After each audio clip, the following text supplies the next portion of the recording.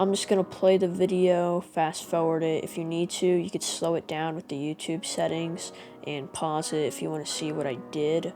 But other than that, I'm gonna hop straight into it. Clip's already rolling.